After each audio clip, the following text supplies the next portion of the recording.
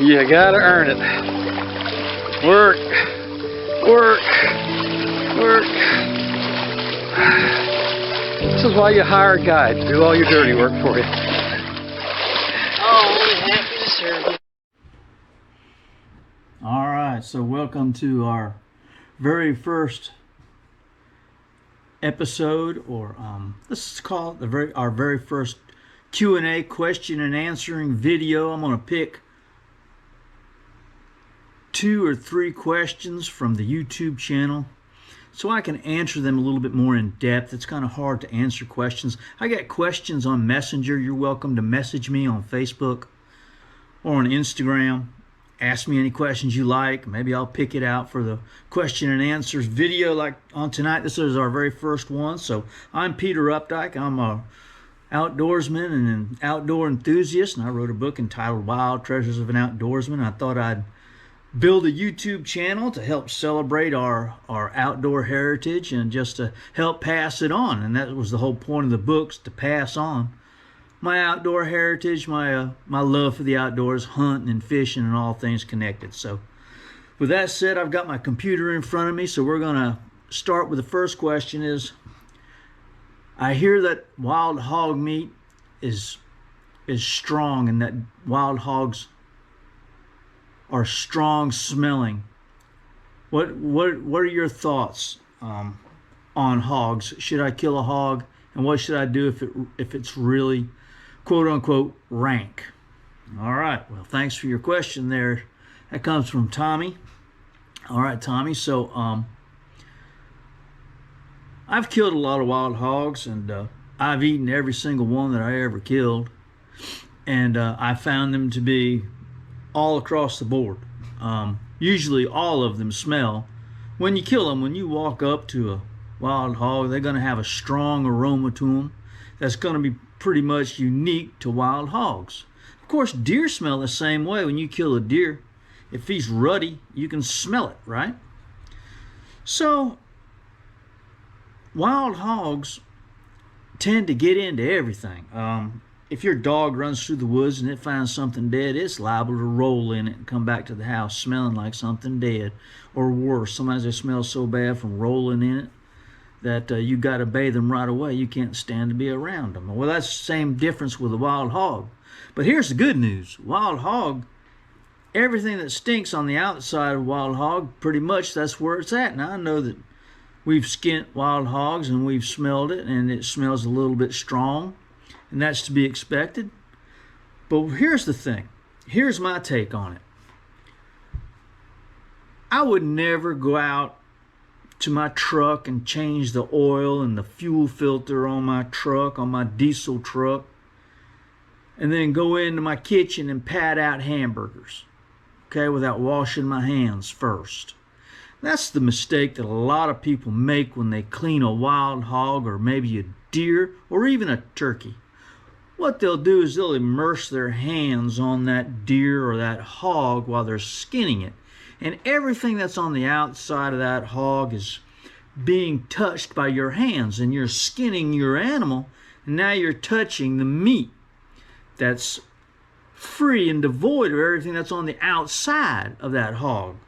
And so that's exactly what you're doing, is you're contaminating the meat yourself. You're taking everything that's on the outside of that hog, that's urine and feces and plant life and anything else that hog gets into and wallowing and wallows, and it just a stinking, not to mention all the glands that hogs have. It's on the outside of that body, and you're putting it on your hands and you're transferring it to clean meat.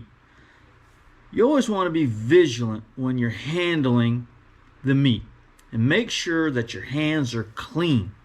Make sure that your hands are free of all of the things that are on the outside of that animal before you start butchering the animal. If you got your animal hung on a skinning pole and you're skinning it down, well, to grab the hide and pull it down and then to touch the meat would be contaminating that meat with everything that's on the outside of that hog on the inside of that hog. All right. Same goes for stomach contents. If you're gutting your hog, right? And the stomach contents ends up on the inside of that hog. You would need to make sure that you got it all out of there before you started handling the hams and the shoulders and the back straps, okay? It's my opinion that if a butcher can take intestines of a pig and turn them into sausage casing, then there really isn't anything that you can do that you can't undo.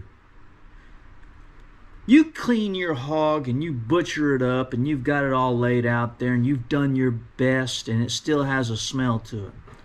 What I typically will do is I'll take that hog and I'll put it in an ice chest. Then I'll take things like onion, apple, salt, brown sugar, and I'll throw it in that all in that cooler with the meat of that hog, and then I'll brine it. That's called a brine. I'll throw ice on it, right? And then I'll dump water until it's all immersed. Salt being the most important component. And let it sit overnight. And then when you open up that ice chest, you'll smell that garlic, you'll smell that onion, you'll smell the smells of something in a brine rather than the smell of a dirty old hog. All right? And when you cook that hog, it will be better, okay? I've had some hogs that have no aroma, great taste, and just a pleasure to eat and serve to my friends. And I had some that were kind of challenging. Now, boars typically have stronger meat because of the testosterone that's in their body. All right, they're always rutting. They're always looking for females. They're always on the move. So it's like a deer. You kill a deer that's ruddy. Okay, boars are always that way. I don't know that cutting testicles off of a hog after it's been killed does any good or not. My view is, what can it hurt? But I don't ever want to accidentally puncture or cut into the bladder. Typically what I'll do is, while I'm butchering my animal, I'll leave the bladder intact. I'll do that with my deer and with my hog in an attempt to try to confine it. All right, I get all the meat cut off of the bone, and I don't tamper with the bladder, okay, until I'm all done, because I don't want to risk busting it and it spilling all of the urine out onto the meat, okay? So if you kill a wild hog, know going in that it's going to be a lot of work. It's a lot of work to skin one, and I kind of liken it to taking bark off of an oak tree. It's tough, okay? But it can be done. What I usually do when I skin a hog, I'll split him down the back, okay? And then I'll, of course, up the legs, ring around the hocks. Makes it a little bit easier, okay? Trying to pull it off full skin can be tough. Of course, when you're pulling the hide, you're pulling that shield off with it, okay? The shield is in the hide, and it can be like pulling plywood, okay? So that's my advice on the hog, okay? And brine it, leave it overnight, test it, smell it, cook it on a barbecue grill, grind it up, make sausage out of it. That's what I do, and it's great. I never cook wild hog in the oven as if it were like pork chops that I cooked at the store. I don't think that'll work, okay? It might, but I haven't figured out a way to do it. Barbecue, sausage, that sort of thing is what I do with my wild hog, okay? All right, second question comes from William. William says, how do you tolerate all the black bears in the Ocala National Forest? Well, that's a great question. Okay, so I always carry bear spray with me. I've had the same can of bear spray. It may not even work. I'm probably in the market to get a new can of bear spray. I carry a can of bear spray with me in my backpack when I go out afield and go deer hunting in the Ocala National Forest. Yeah, there's a lot of bears out there. I would venture to say there's probably more black bears in the Ocala National Forest as anywhere. And if you hunt in the forest, as I do, your chances of encountering a black bear are very, very high. Prepare yourself. best you can mentally. How will you react, okay? And how will you respond? Best thing you do is just stay calm, stay cool, enjoy the moment, take a camera to take some pictures to help ease the stress. But hunting entails sneaking into your ladder stand. It entails hiking down a trail, maybe in the darkness. I'll start my morning parking my truck and gathering my things as the sun's coming on the horizon. I typically don't enter bear country alone in the dark, okay? I'm not a big fan of sitting in my tree stand for an hour, okay, waiting for daylight. I just don't do it. I've done it in the past, and I've not found it to be a very pleasurable experience. I like to see the sun coming up on the horizon. I like to be able to go to my stand without using a flashlight. I like to know where I am and how I'm getting there and what's in front of me. Now, if I was hunting on private land and I had a trail and I knew exactly where it was, sure, 15 minutes before daylight, make my way to the stand. But I don't want to bump any deer using my flashlight, making a bunch of racket, and I don't want to run into a bear in the darkness that I can't see, and I'm relying on my flashlight to save the day. So I just don't do it, okay? Usually what I'll do is I'll get in my stand, and if I see a bear, like I said, I'll just play it cool. I hear a lot of stories about people that shoot a deer and they're fearful of a bear taking their deer. I would say that there's probably a real threat to that. But I've also heard folks say that bears come to gunfire, that they have learned that wherever there's gunfire, there's a dead deer, and there's a chance that that bear's going to come and get your deer. I can say I've never experienced that. I've never heard of anybody experiencing that, and as far as I'm concerned, that's just an old folks' tale.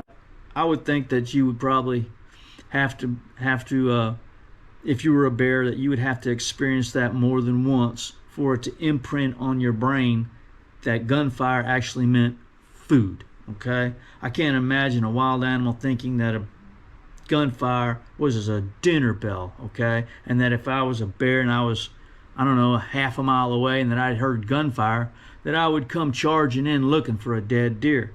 I don't know if there's any validity to that claim.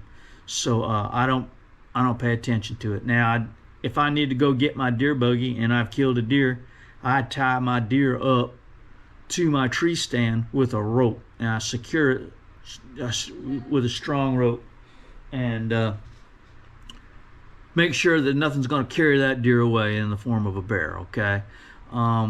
If I came up on a bear that was feeding on my deer, I would attempt to get my deer back, okay, by whatever means outside of shooting the bear. I would try and shoo him away. It might get ugly. I've never had that problem, but yeah, it'd be an issue, okay? But that's what I do. I don't carry my deer on my back or drag it for long distances. I go get my deer buggy. Most of the time I carry my deer buggy to my stand, but sometimes it's not possible. I got to park it, on the outside of the tree line, then go in and get in my stand, okay? So what else can we say about black bears? I had an experience when I was a youngin', deer hunting in the Ocala National Forest. I got between a mama and two cubs, and I can tell you that's someplace I really don't ever want to go. I got out of it, and it happened, I was just walking down a logging trail, and I heard a twig snap, and a mama bear stepped out in front of me, and I heard a little noise behind me, and next thing you know, two cubs were behind me, and I was stuck between a mama bear and two cubs, and those two cubs ran up in a tree, right, and she got real upset with me. She started snapping her jaws and barking and carrying on, and yeah, it wasn't a very pleasurable moment, and I was scared for my life, and I was scared for the outcome of the situation, but it was over in about a minute and a half, and I was able to get around that bear and go on. My big fear was I had to go back that way to get to the truck, but by then they were gone. I was afraid that those cubs would still be in a tree and I'd have to go through the whole thing all over again. I waited about 6 hours before I went back. But that would be the only circumstance I would think, other than if you corner a black bear. If you were to corner a black bear. They're very curious animals. I know that I read a story on the internet. Katie Young the wife of the FWC media director, Tony Young. His wife was in a ladder stand, and a bear climbed up the ladder while she was in it and created a frightening moment for her. And computer went off. Created a frightening moment for her, and she was able to get through that. She shooed the bear away, but that story of hers, she wrote a whole story, a whole column on that experience. You might want to search it out on the internet. It's there somewhere because I read it.